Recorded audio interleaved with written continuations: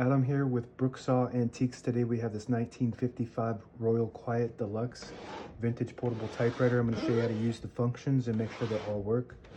The official color is charcoal. Up top is the adjustable paper guide. This helps you guide the page in straight. I'm going to line that up with the edge of the platen, which is the main roller that feeds the paper. And this is the paper support arm that flips up from the back. This is the paper bale that sits on top. It's got two adjustable rollers and a scale. Has magic margins on both sides. So to set the margins, put the cursor where you want it and just push the button. It sends the magic margin to that spot. If you want it closer to the edge, you hold the magic margin and just move the carriage like that. And I'm going to set that right on the edge. Same concept with the right. This one's already on the edge, but if you want it in the middle, you just push that right button on the top and it sends the margin magically to that spot. If you want it closer to the edge, you hold the carriage release behind the right knob and the magic margin at the same time, and it will allow you to move that to that spot.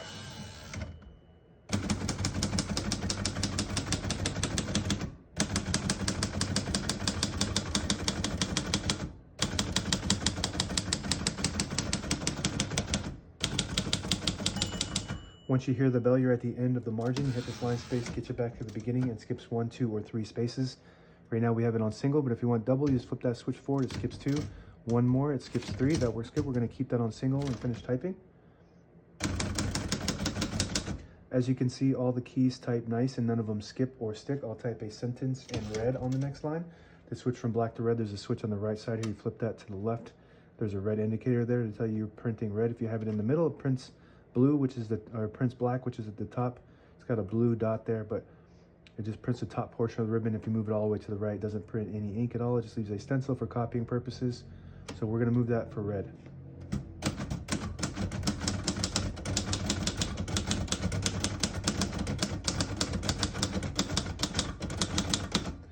Very nice typing machine.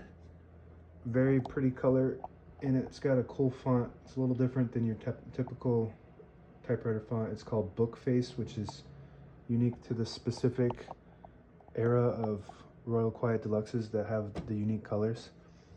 To pull the page out easy, there's a switch on the right side here. You flip it forward and it unlocks the rollers underneath the platen, allowing you to pull the page out easy or load thicker paper like carbon copy or cardstock. Make sure you flip that back before you load the next page or else it won't load correctly. We're going to move that color back to black and put this down for now. Shift on each side and a shift lock on the left. To clear that, just hit the shift button again. Backspace on the top left works good. Tab on the top right. This has a manual tab set. It just stops. I got it set on 10 space intervals. And to set those, you just flip this panel back here and there's little buttons that you push down and move them to where you want them. And there's a scale back there to tell you exactly where they stop at. You got 1, 2, 3, 4, 5, 6 of them on here. Margin release below that. When you get to the end of the margin, there's a mechanism that blocks you from printing. If you hit that margin release button, it will allow you to go all the way to the end. I guess we're at the end.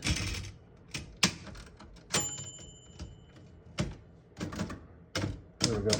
So we were at the end already, but now it just lets you go all the way to the end. That works good. This little button right here will open the hood.